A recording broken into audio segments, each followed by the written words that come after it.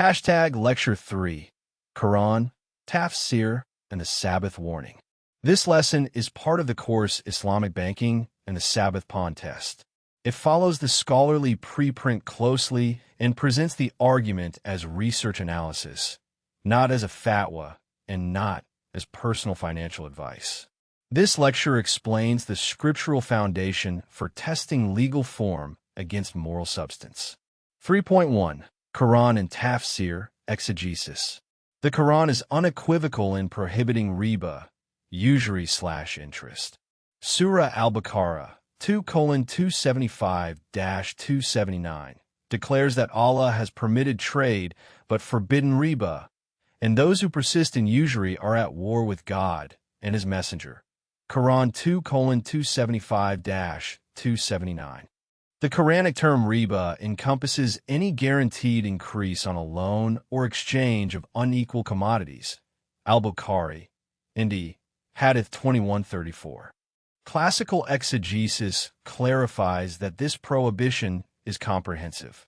For example, Al-Jassas d. 981 CE in Ahkam al-Quran explains that when verse 3:130 forbids usury doubled and multiplied, it does not imply smaller interest is acceptable. Rather, all forms of riba, big or small, are unlawful. Al-Jassas, 1992. Al-Jassas refutes early notions that only excessive interest was meant, citing the verse, Allah has forbidden riba, in totality. Al-Jassas, 1992. He thus underscores a key hermeneutic principle.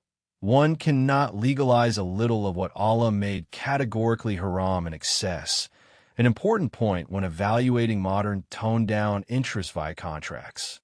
Another critical Quranic lesson is the story of the Sabbath-breakers. 7:163-166.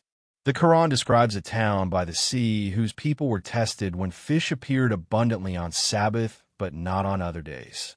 In response, they devised a workaround, setting nets on Friday and collecting fish on Sunday, thus technically not fishing on the prohibited day.